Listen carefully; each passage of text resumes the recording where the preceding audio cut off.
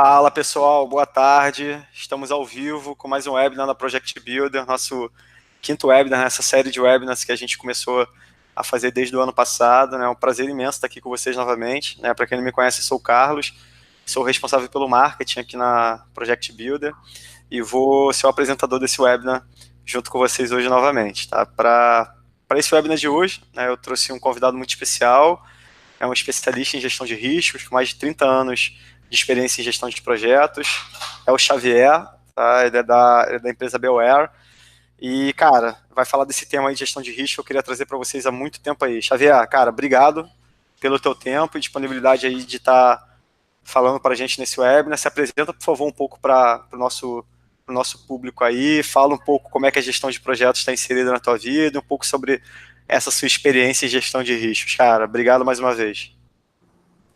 Bom, gente, boa tarde a todos, é um prazer estar com vocês aqui. Bom, eu estou bem à vontade com o tema, né? Depois de 21 anos dando aula na FGV, sendo 15 na disciplina de riscos, né? E atuando em grandes empreendimentos. Então, estou bem à vontade para falar sobre o tema com vocês aí, né? A gente escreveu alguns livros, né? São 8 livros publicados, livro premiado, que a gente vai mostrar para vocês aí. E a intenção é que a gente possa mostrar de que forma que a gestão de riscos influencia e é influenciado pelas diversas áreas de conhecimento e como aplicar boas práticas em gestão de riscos em projetos. Esse é o nosso grande foco dessa discussão nossa de hoje, ok? Eu vou começar a disponibilização aqui para vocês. A apresentação depois está com o Carlos, né? E a gente vai conversando aí ao longo da conversa, né? Ao longo da nossa apresentação. Legal, Xavier, legal. Vamos lá. Espera aí que eu tenho que começar a compartilhar tela.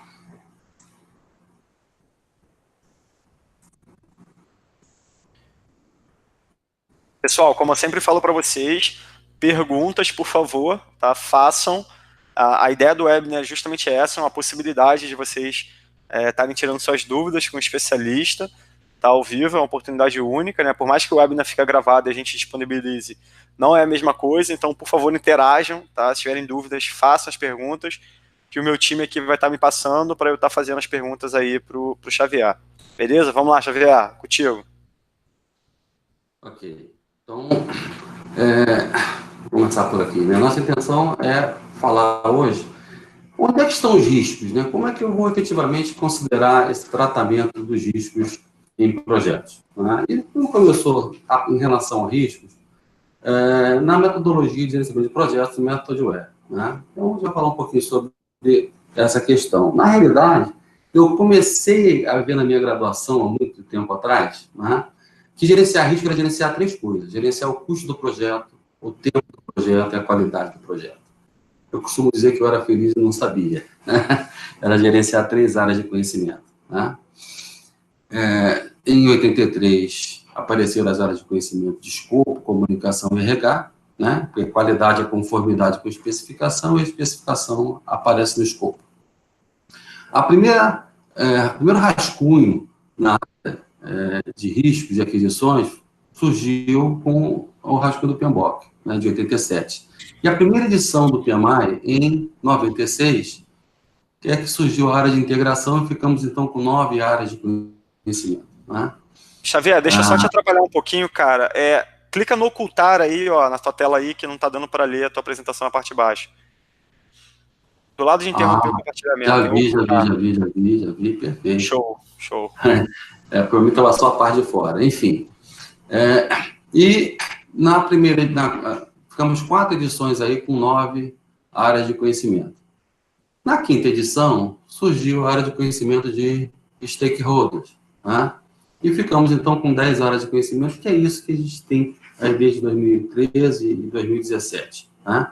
A diferença é que em 2017, a área de recurso humano virou área de recurso e a área de tempo virou cronograma. Mas, de uma forma geral, o plano de fundo não foi alterado.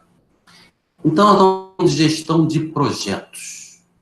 Então, vamos pensar num projeto simples. Você está programando fazer um churrasco na fazenda de um amigo, né? Um churrasco para os familiares e tal. que é escopo desse projeto? Escopo desse projeto seria comida, bebida, animação, lá uma banda e tal, né?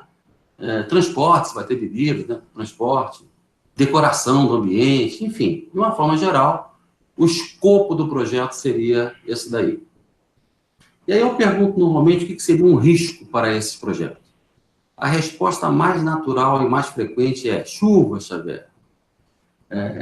E a chuva, um temporal, uma pancada de chuva e tal, pode gerar alguma perda na própria decoração, uma redução da participação das pessoas, enfim.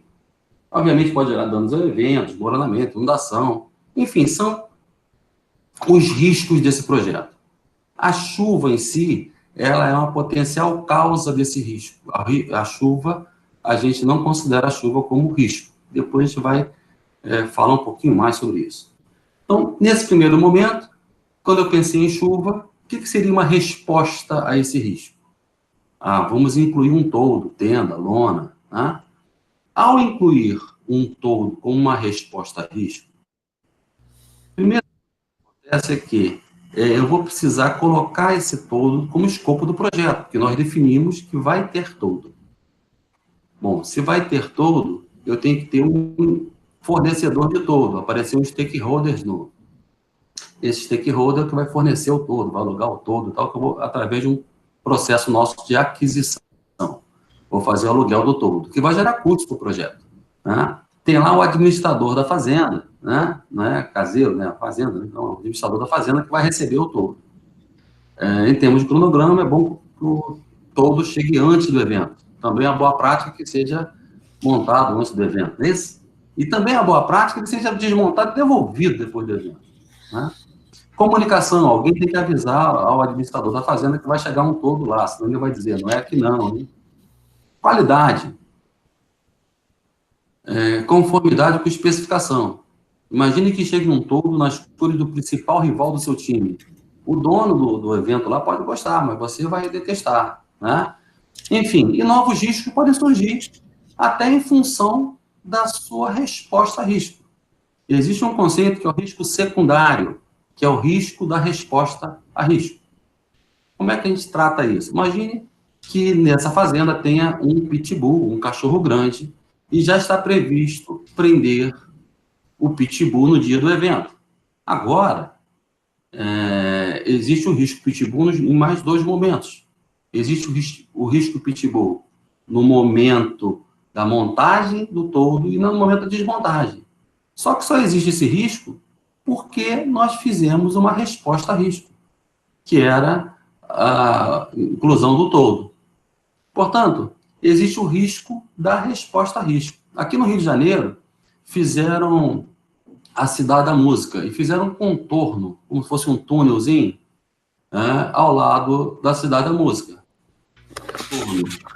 Este retorno, né, se pensou lá em termos de chuva, inundação, seria o risco, e fizeram a instalação de uma bomba d'água para jogar água fora. Uma bomba elétrica. Choveu, acabou a luz. Enfim, é o risco da resposta a risco. Lembrando do conceito, isso é um risco secundário. Então, repare que existe uma inter-relação muito grande entre risco e as demais áreas de conhecimento. Você vai ter risco associado a escopo, risco nas aquisições, riscos orçamentários, risco de não cumprir com a qualidade, com a performance esperada, risco associado à comunicação, com o stakeholder, enfim, cronograma. É essa a nossa abordagem, quer dizer, como é que a gente vai tratar riscos no empreendimento como um todo, não como um todo, né? De uma forma geral. Enfim, então, quando a gente olha lá o guia do PMI, a gente vê que são 49 processos hoje, né? Setinha para tudo quanto que é lado. Eu costumo dizer que isso é coisa de doido, né? Você precisa ter um roadmap, um mapa de processos que seja visualmente melhor, você consiga entender melhor esse roadmap. Portanto, nós fizemos isso, nós lançamos o livro em 2005, né? Em 2010 ele foi premiado como o melhor livro brasileiro da década, né? Que foi o MethodWare. E esse livro hoje, ele gerou frutos, gerou filhos, que são outras metodologias na área da Basic Methodware, né, que a gente vai falar já com vocês. Essa metodologia do Methodware, aliás, as metodologias, a gente trabalha com sites de metodologias que permite com que eu navegue nas metodologias, né? E a gente está disponibilizando para vocês, o Carlos vai colocar para vocês aí o link, tá? Na hora que você entrar no link que ele está colocando para vocês, você vai dizer aqui, ó, não possuo cadastro.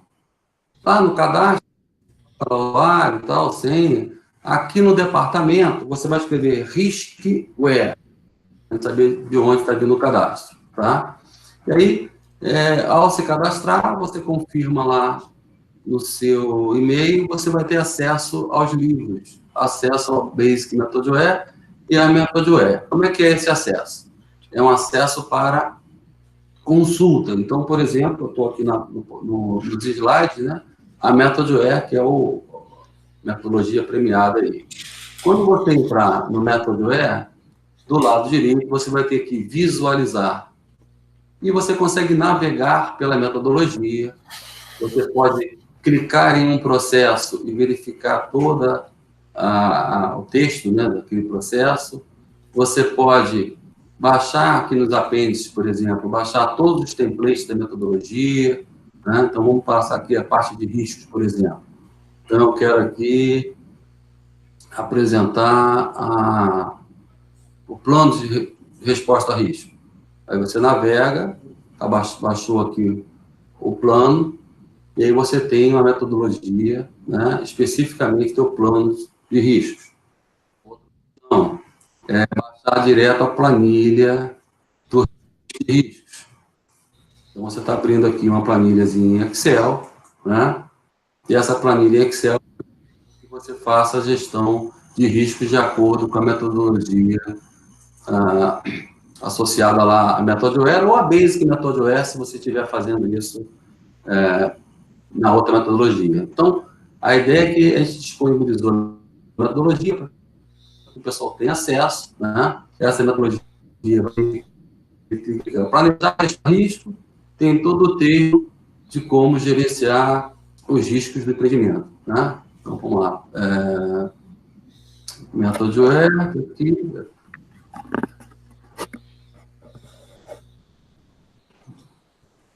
Planejar a resposta a risco, tem o texto de como gerenciar a metodologia, fala da estrutura analítica de riscos, né? Tem toda uma discussão para vocês aí em relação à gestão de riscos associada à Methodware.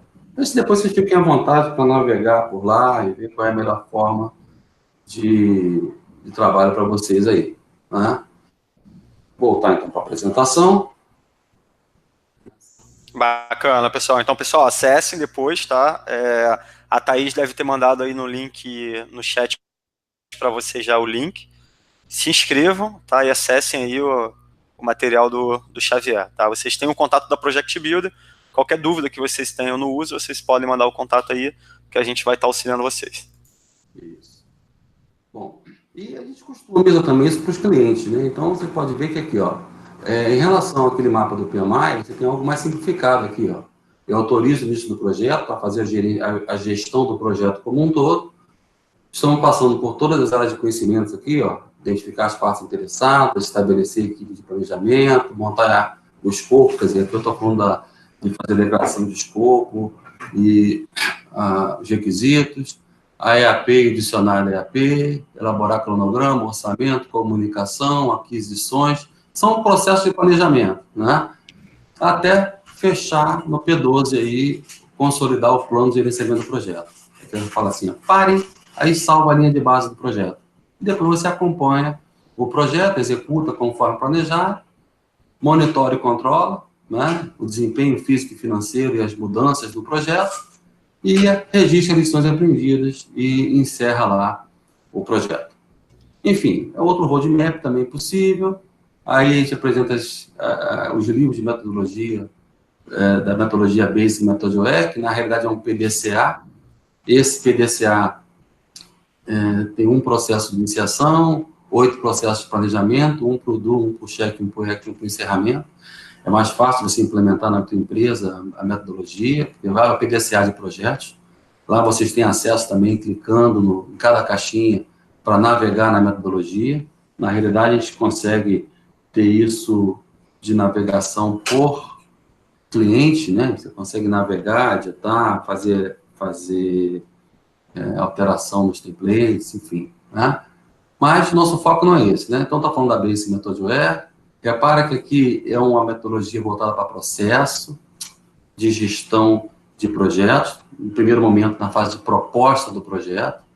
Na realidade, é fazer a proposta e, em sequência, usar o PDCA lá, usar a Basic para fazer o teu complemento. Enfim, metodologias de gerenciamento de projetos e gerenciamento de risco faz parte deste contexto, né? Então, por isso, a gente está aí chamando a atenção da importância de você olhar o todo, olhar a gestão do projeto, e você ter uma ferramenta de gestão de projetos é fundamental, não dá mais para ficar fazendo isso, o pessoal falar, mas eu vou usar a tecnologia WEP. O que é a tecnologia WEP? WEP. Word, Excel e PowerPoint. Gente, não dá mais, isso é muito amador, precisamos ter uma ferramenta que efetivamente contribua para a gestão do projeto como um todo. E risco é um pedacinho disso daí. Nossa posição é discutir com vocês metodologia de gerenciamento de riscos a partir daqui, tá? Sabendo que ela está dentro de um contexto de gestão do projeto como um todo. Então, de acordo com o PMI lá, a gente tem alguns processos. O primeiro processo é o planejar o gerenciamento de riscos, que vai definir como é que eu identifico, analiso, respondo, implementa essas respostas e monitora os riscos. E existem 3 abordagens, né, que a gente está trabalhando como 3 metodologias, né? Uma que fala sobre a exposição ao risco, que é através da análise qualitativa do risco. Outra que é através do valor esperado, que é a análise quantitativa do risco. E o valor simulado, quando a gente começa a trabalhar com simulação de Monte Carlo. Reparem aí na tela, a referência que a gente está fazendo nas metodologias. A exposição ao risco, nós estamos tratando como uma Basic Riskware, que é uma metodologia mais simplificada, que tem seu processo específico, que está encadeada com a Riskware, que trabalha com valor esperado, e a Advanced Riskware, que faz a questão da simulação de Monte Carlo. A gente vê como é que essa coisa funciona nessas 3 etapas, né? Então, como é que a gente desenhou este modelo, que é um modelo que a gente tem apresentado nos MBAs? Primeiro, é necessário que eu tenha uma política de gestão de riscos.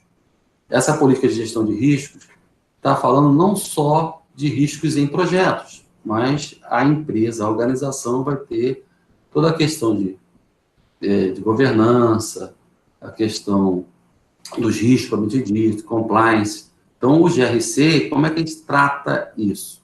Então, a política de gestão de risco vai ter um modelo em que ele faz referência ao plano de gerenciamento de riscos.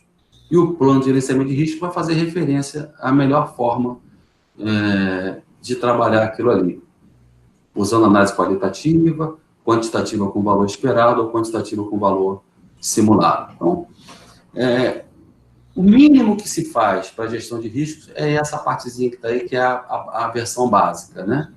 Onde eu identifico o risco, uma vez identificado o risco, eu vou priorizar os riscos. Uma vez priorizados, eu vou fazer resposta aos riscos. E uma vez respondido, o projeto começa a estar em andamento, eu vou monitorar e controlar os riscos, né?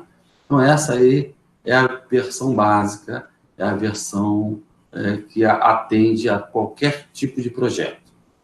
Entretanto, eu posso ter um detalhamento maior. E aí, quando eu vou partir para a análise quantitativa, que está chamando de Riskware, o que a gente tem percebido é que o pessoal tem um esforço muito grande lá na Basic Riskware, quer dizer, lá na qualitativa, e quando vai fazer a quantitativa tem que fazer de novo. Então, nós criamos um modelo que a gente vai apresentar para vocês, de fazer a conversão da análise qualitativa para a análise quantitativa, né? E aí, está valendo a questão da priorização pela análise quantitativa, a resposta a risco e o monitoramento e controle usando o VME, que é o valor monetário esperado.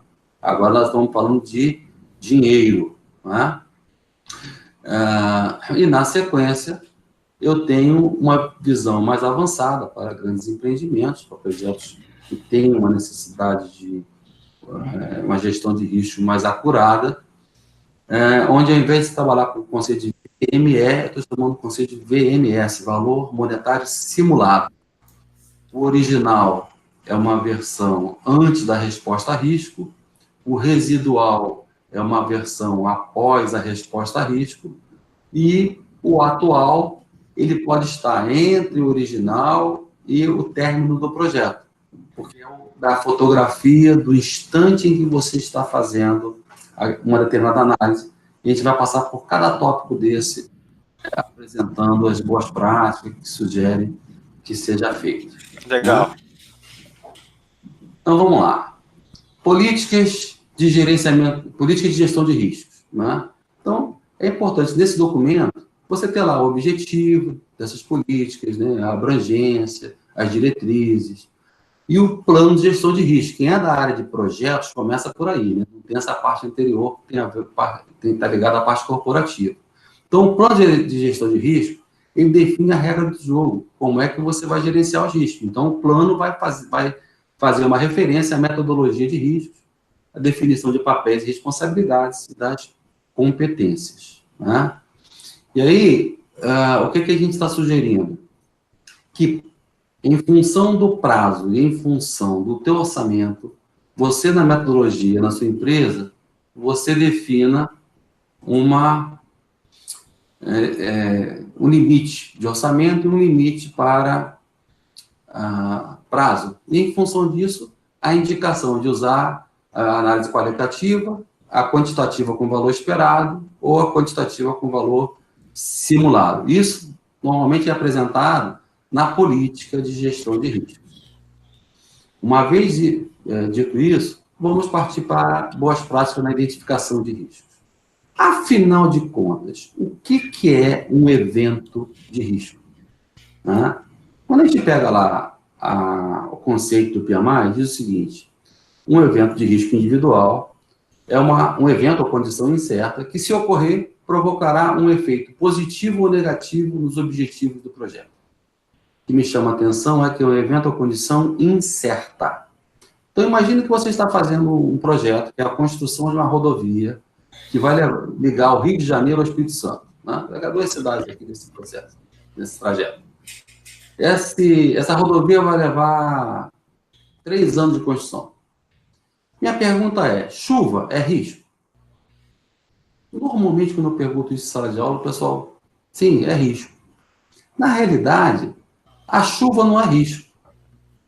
O teu risco é não conseguir fazer a terraplenagem, o teu risco é ter que parar a obra, de ter uma perda em relação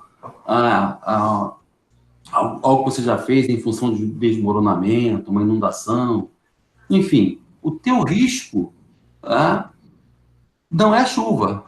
A chuva é a causa do risco. Então, a gente já começa a verificar o seguinte: um evento de risco, ele é um evento incerto. Portanto, minha pergunta principal é: em 3 anos, vai chover? Se vai chover, isso não é um evento incerto. Né? Na realidade, a chuva é causa. Né? Então, vamos lá. O evento de risco está relacionado a não fazer a terraplanagem, por exemplo. Chuva é um potencial risco. Algum dano de um equipamento também é causa para esse risco. E caso o risco ocorra, ele vai gerar um efeito, vai gerar uma consequência para o seu projeto, positivo ou negativo. Neste caso, estamos separando aí efeitos em prazo e em custo. Então, a primeira coisa que já chama atenção, que gera uma boa discussão, é a questão da chuva ser causa e não ser o risco propriamente dito. Então, a ideia é que você vai juntar as pessoas, fazer uma equipe multidisciplinar, para que você possa identificar riscos no teu projeto, mapear os riscos do seu projeto. E esse modelo Boltai, é o modelo indicado lá no Standard de Riscos do PMI. Tá? Bom, uma das discussões que a gente faz também em relação à identificação de risco é quando você vai colocar isso numa matriz cartesiana no Excel, a dificuldade de você fazê-lo considerando N causas para M efeitos. Isso, colocar numa matriz cartesiana em 2 dimensões é um negócio mais complicado. Então, a gente utiliza lá o efeito como um desdobramento para que a gente possa fazer a probabilidade de impacto. Enfim, então, peguei as políticas que definiu a regra do jogo, já identifiquei os riscos, agora eu preciso priorizar os riscos. Como é que eu vou priorizar os riscos? Né? Essa priorização pode ser de acordo com essa tabelinha de baixo à esquerda aí, onde eu tenho, não tenho valores nenhum, tem apenas se alto, médio ou baixo. Né? Posso atribuir valores de peso, probabilidade de impacto, a escalazinha da direita embaixo é a escala do PMI, né? Onde tem a escala linear para a probabilidade, a escala de crescimento geométrico para o impacto.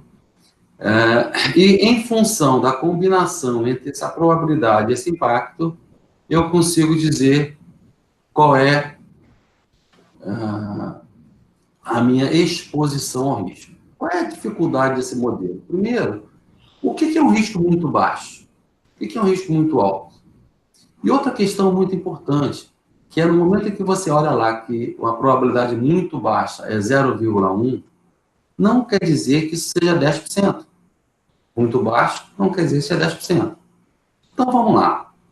Na hora que a gente começa a pensar assim, vem cá, eu posso ser furtado no Rio de Janeiro. Se eu sou furtado no Rio de Janeiro, se esse é um risco que eu estou trabalhando aí, e eu digo que essa probabilidade é muito baixa... Porra, é muito alto, né, cara? Pô, então vamos lá. Se eu digo que é muito baixa, eu estou pegando o menor ponto da escala, que é 0,1.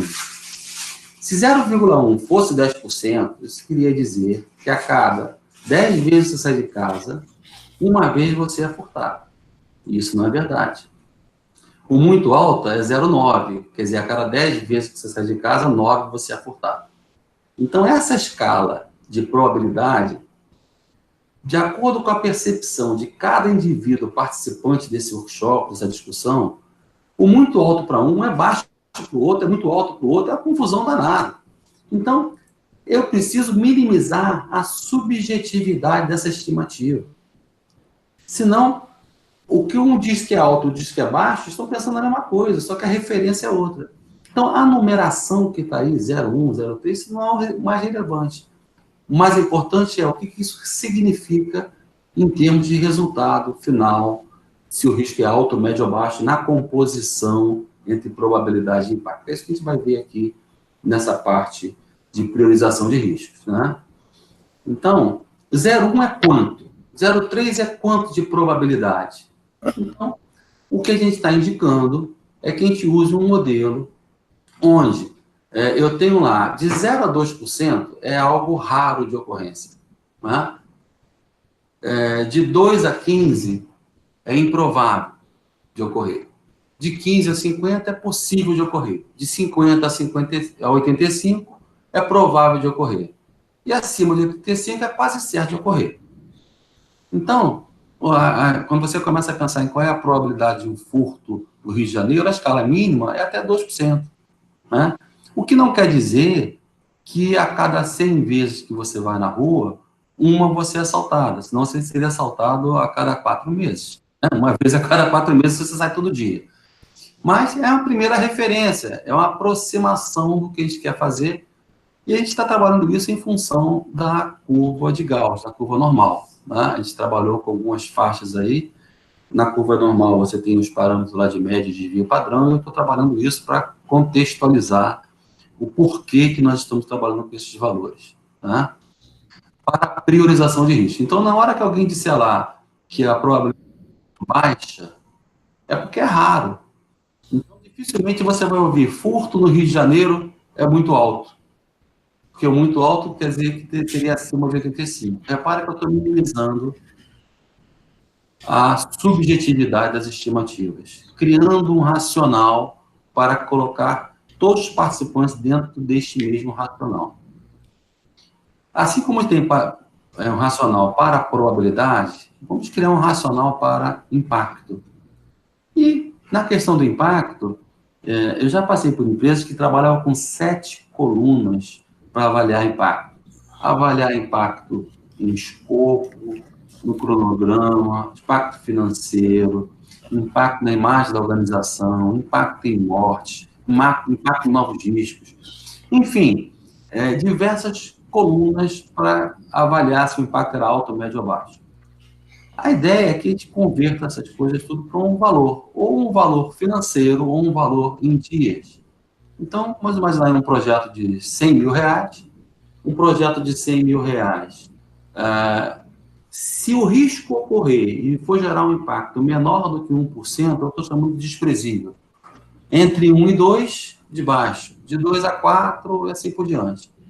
Então, eu consigo começar a enquadrar mais ou menos a referência para o impacto dos diversos participantes, né? E, com isso, eu tenho lá, se o impacto for acima de 8%, portanto, o projeto de 100 mil, o impacto for acima de 8 mil, isso é um impacto muito alto. A mesma coisa fazendo aí para impacto em dias, né? Então, se eu tenho um projeto lá de 360 dias, né? Eu consigo também fazer esse enquadramento dentro do nosso modelo. 300 dias, na realidade, aí, para poder dar os 15 dias, entre 16 e 30, entre 31 e 60. Isso facilita, durante o workshop, durante a análise qualitativa, que a gente possa saber exatamente qual é a avaliação dos diversos participantes. Senão, cada um vai ter uma avaliação diferente aí. Com isso, eu tenho probabilidade, eu tenho impacto, mais ou menos enquadrado, desde a parte qualitativa, tá? Estou falando de impactos em ordem de grandeza, probabilidade em ordem de grandeza. E aí, em função da faixa de probabilidade, da faixa de impacto, a gente vai definir se o risco é alto, se o risco é médio, ou se o risco é baixo. Tá? Isso serve para que eu possa priorizar os riscos. Eu tenho 5 possibilidades na probabilidade, 5 no impacto, na faixa de impacto, portanto, eu tenho 25 combinações para que eu possa definir se o risco é alto, médio ou baixo. Tá? Legal, legal. Xavier, deixa eu só abrir um parênteses aqui, pessoal. O Project Builder faz isso, tá? Já existe essa matriz dentro do sistema, onde vocês se cadastram. Isso tudo que o Xavier está falando, ele vai gerar esse gráfico aí que ele vai mostrar para vocês agora. Inclusive faz isso de forma customizável. Você pode alterar lá os parâmetros, né? Perfeito. Enfim, e aí, uma vez priorizados os riscos, eu posso fazer as respostas aos riscos. Ao olhar essa matriz, eu vejo que o eixo Y é a probabilidade, o eixo X é o impacto. E qual é o risco mais importante? A gente consegue identificar que é o risco F, que está lá do lado direito em cima. O que eu não consigo dizer é até quanto eu posso gastar para responder esse risco, né? Porque a minha visão é de priorização dos riscos. Eu estou criando uma ordem, né? Então, é como se eu estivesse dizendo o seguinte, ó, eu tenho aí uma corrida, quem chegou em primeiro lugar, quem chegou em segundo, quem chegou em terceiro lugar. Porque eu não sei se o segundo lugar chegou muito próximo do primeiro ou se demorou muito para chegar. Eu tenho a ordem, primeiro, segundo, terceiro lugar. O que eu não sei é, financeiramente, quanto isso representa em termos do nosso projeto, dos riscos do projeto. Eu vou conseguir resolver isso depois, na parte quantitativa. E uma vez que ele tenha feito a resposta a risco, né, e existem respostas que são feitas antes do risco ocorrer, respostas que são feitas caso o risco ocorra, né? Então, eu tenho resposta de contenção e resposta de contingência, caso ocorra. Para a oportunidade, eu não quero conter uma oportunidade, eu quero alavancar uma oportunidade. e caso ocorra, quero aproveitar a oportunidade. Então, existem consciências associadas à resposta aos riscos. Quais são as estratégias de resposta a risco? Se eu quero eliminar um risco, transferir um risco, mitigar o risco, enfim. Essas questões estão associadas ao próprio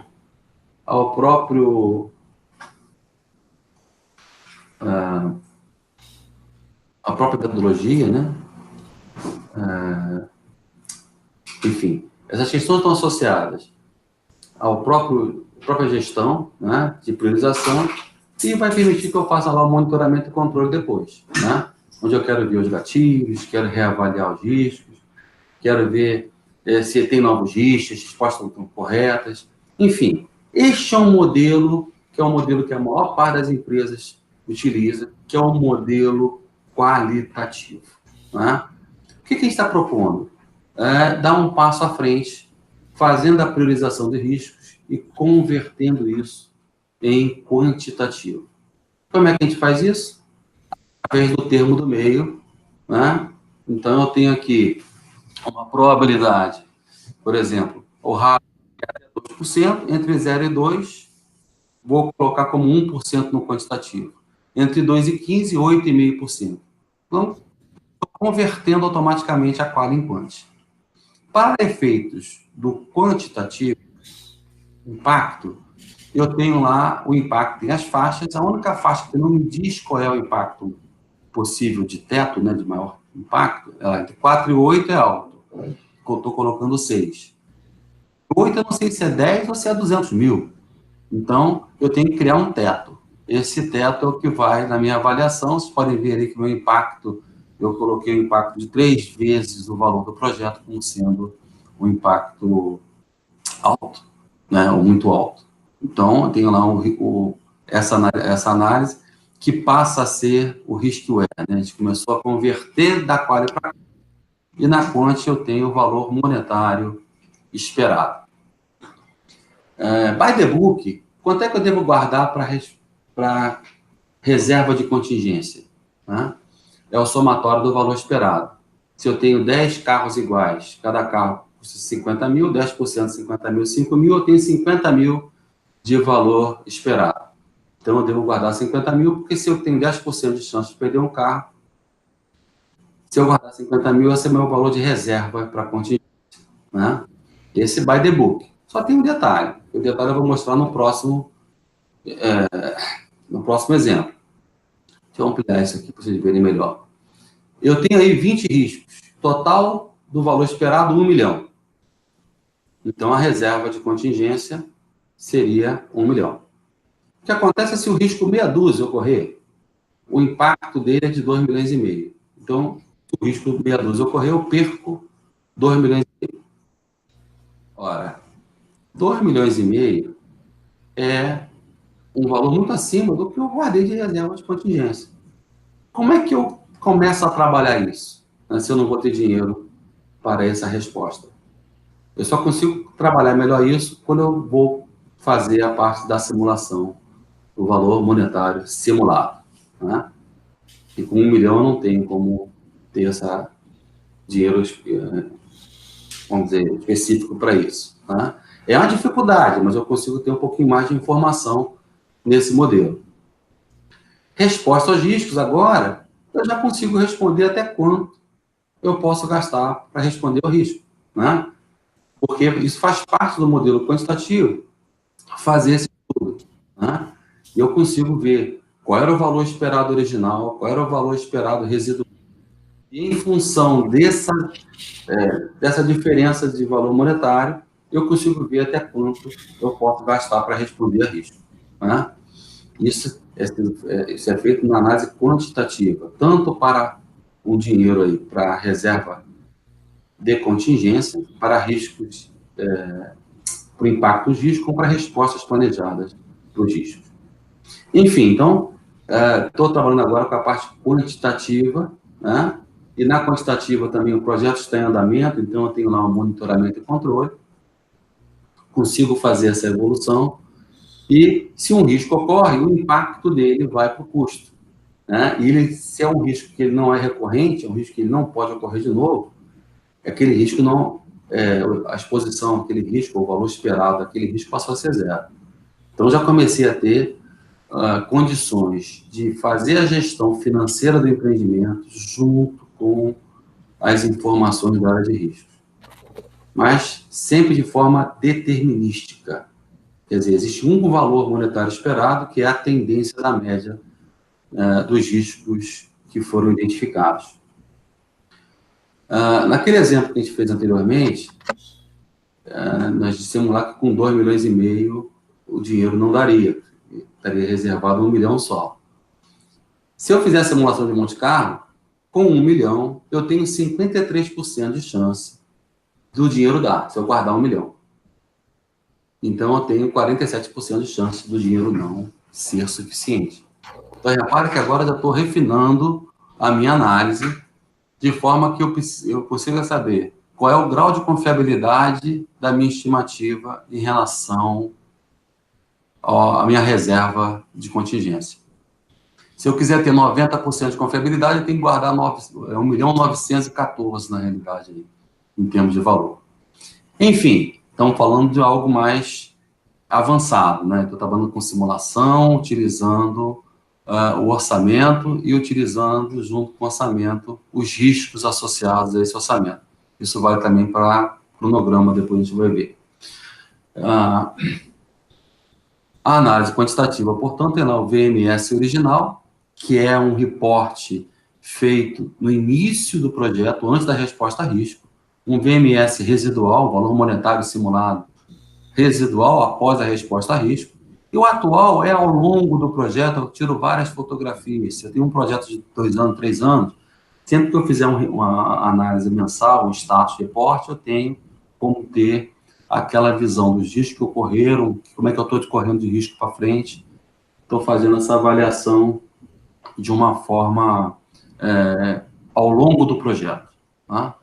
Isso pode permitir que eu faça a simulação com foco em custos, tá?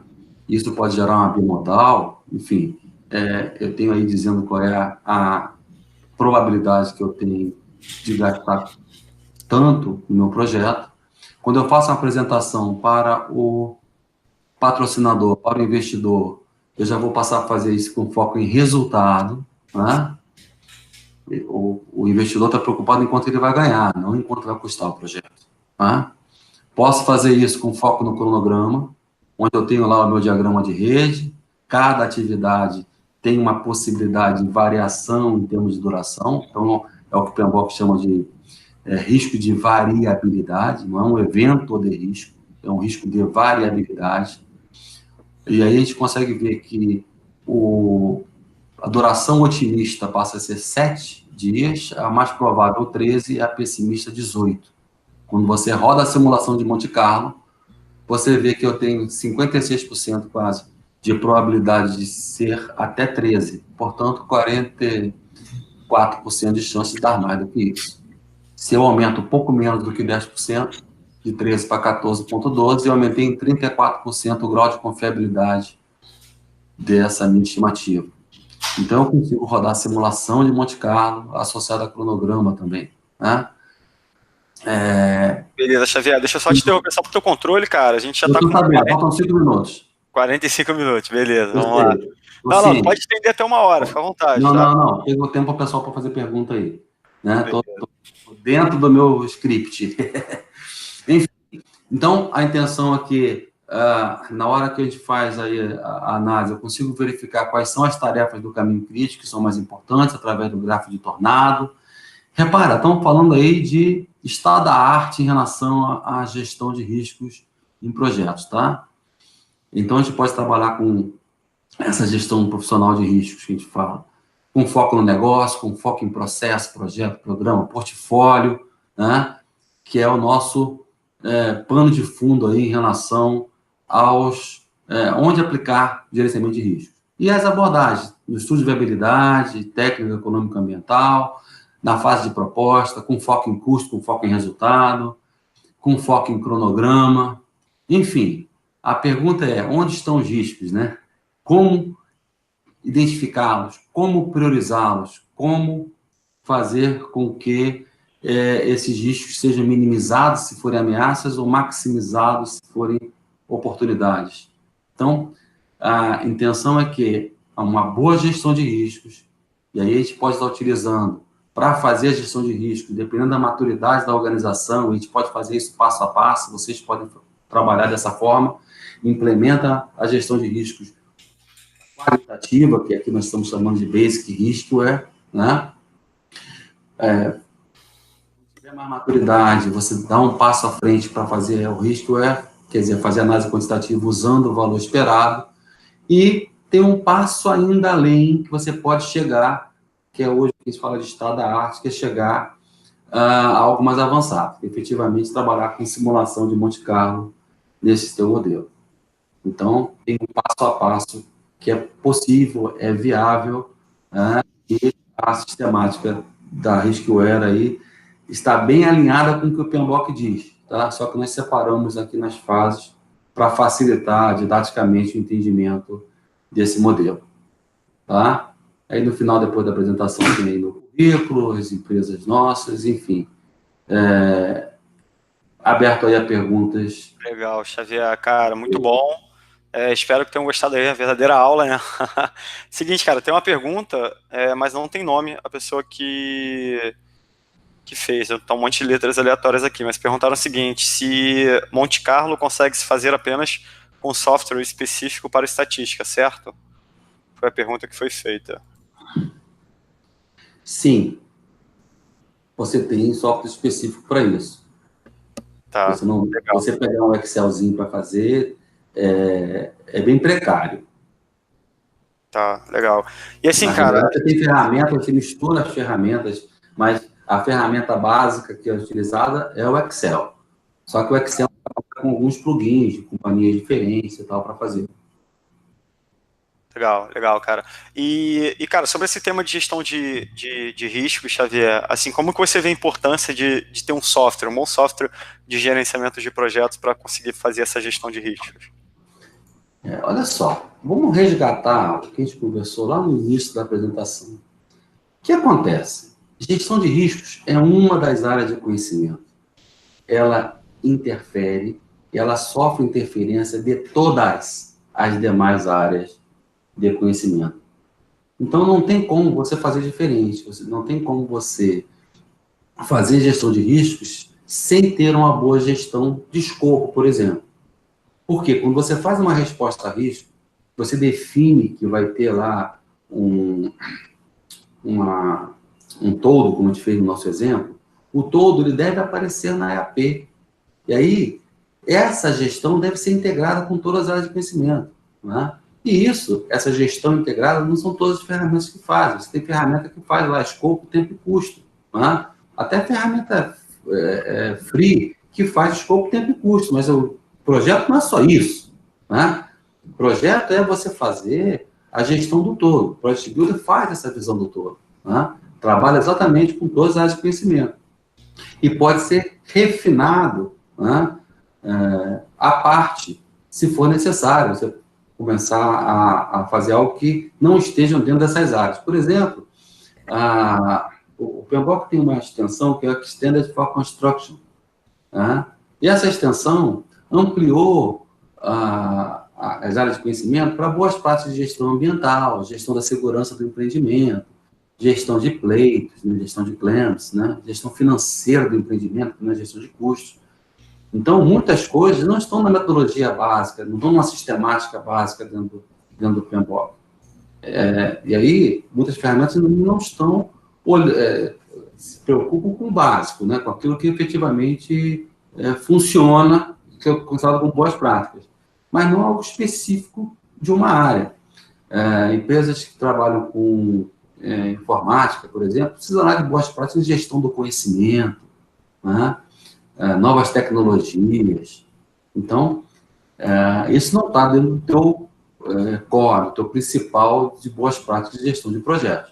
Mas eu não tenho a menor dúvida que não dá para ficar gerenciando projeto, a menos que seja um churrasquinho, né, com o Word, Excel e PowerPoint, gente. Isso aí já passamos dessa fase, né? Temos que começar a ter a visão do todo. olhar todas as áreas de conhecimento de forma integrada. E na hora que você faz uma mexida numa área de conhecimento que mexe na outra, se você tiver isso com ferramentas diferentes, meu amigo, isso é muito doido. Eu costumo dizer que isso só funciona bem num lugar chamado Xaverquistão, né? Lá no Xaverquistão, na hora, o rei lá, o tal do rei Vax, né? Na hora que efetivamente depois não estiver funcionando, o cara tem muito dinheiro, tem recurso à vontade para botar as coisas para funcionar. E não é a nossa realidade, né? Nossa Legal, realidade é limitação de recursos, limitação de prazo, limitação de tudo, né? E temos que fazer com que o projeto tenha sucesso. Cara, legal pra caramba, Xavier. E, cara, só para finalizar, quais são as dicas finais aí que você deixa para quem não faz uma boa gestão de riscos hoje, né, e quer começar aí, né, baseado muito no que você falou, né, dicas básicas aí para começar, e para quem já faz, quais são as dicas que você daria aí para otimizar e melhorar toda essa gestão de risco que já é feita? Tem uma discussão que a gente faz na área de negócio, que é pense grande, comece pequeno. Então, se eu quero fazer uma boa gestão de riscos, eu preciso conhecer o que existe de boas práticas de gestão de risco. Então, olhe essa figurinha aí, que é a figurinha do total. Agora, você não vai conseguir começar com a advância de riscware. Você não vai conseguir começar com simulação se você não tiver as etapas anteriores. Então, a intenção é que pense grande e comece pequeno. Então, como é que você começa? Define suas políticas, né? Na hora que você vai trabalhar lá no seu modelinho, use o modelo considerando a priorização de riscos na análise qualitativa, faz as suas respostas a riscos. Deixa eu voltar um pouquinho mais. Faz a resposta a risco, já vai monitorando e controlando. Enfim, já começa a ter essa abordagem desde o básico. Depois, ganha maturidade, sentiu a necessidade, dá um passo à frente, né? Mas já conheça o que existe disponível no mercado. Com isso eu consigo começar com análise qualitativa, determinístico, vou com quantitativo determinístico, é valor monetário, né? Assim como você faz um cronograma, que hoje você diz que você tem tantos dias de prazo, quando você vai para a simulação, você vai dizer, eu tenho tantos dias de prazo com tal grau de confiabilidade, né? Então, qual é a reserva que eu devo ter que ter para que eu tenha um grau de confiabilidade maior? Essa só com a simulação. Então, saiba que você pode chegar lá, mas pense antes. Agora, comece pequeno. É uma trilha a ser seguido, né? Legal, Xavier. Cara, só para finalizar, o Danilo fez uma pergunta aqui, que ele perguntou o seguinte: pensando em riscos positivos, oportunidades, como fica o conceito de plano de contingência e plano alternativo? A contingência seria o plano caso o risco aconteça? Foi a pergunta do Danilo. Na realidade, sempre que a gente fala em plano de contingência, plano de emergência, plano de gestão de crise, existem duas abordagens aí, né? Elaborar o plano é uma contenção e seguir o plano é uma contingência. Elaborar é antes do risco ocorrer, seguir é caso ocorra. Quando a gente usa o termo antes de ocorrência e caso ocorra, a contenção, eu não quero conter uma oportunidade, eu quero alavancar uma oportunidade. Então, apesar do conceito anterior a ser o mesmo, né, antes do evento de risco ocorrer, a nomenclatura muda, né? Ao invés de dizer que é contenção, você vai dizer que é alavancagem. O mesmo ocorre quando você vai fazer caso o risco ocorra. Eu vou guardar um dinheiro para caso o risco ocorra, caso a ameaça ocorra, que é a contingência, e caso a oportunidade ocorra, é um aproveitamento. Eu quero aproveitar a oportunidade. Então, eu vou somar um dinheiro para as ameaças e um dinheiro para as oportunidades. Quanto de dinheiro eu devo juntar? E isso é discutido no tanto do valor monetário esperado como do valor simulado. Então, sendo objetivo agora na resposta, duas coisas. Para ameaça, contenção e contingência. Para oportunidade, alavancagem e aproveitamento. Então, eu tenho um plano de aproveitamento. Uma reserva, a reserva de contingência Na realidade, é uma reserva de contingência, mais uma reserva de aproveitamento. Só para exemplificar aí, imagine que você tenha, em caso real, em São Paulo tinha lá um metrô que levava do ponto A para o ponto B, metrô de superfície, onde foi contratado, a gente fez lá a parte de risco dele, e foi contratado toda a parte de construção da via aérea. As estações não estavam identificadas ainda, não haviam sido licitadas ainda. Então, o meu projeto é fazer a construção da via aérea. Só que existe uma oportunidade que eu posso aproveitar, que é quando for licitada as estações, eu posso participar dessa licitação. Então, eu ter uma reserva para que eu possa participar dessa licitação. Eu, enquanto consórcio, lá era um consórcio, eram duas empresas nacionais e uma canadense. Enfim, só para dar não só a parte teórica, mas também exemplo real do que a gente está abordando com vocês aí nesse webinar. Legal demais, cara. Xavier, obrigado. Vamos finalizar aí o webinar. Pessoal, obrigado. Essa apresentação do Xavier, ele vai disponibilizar.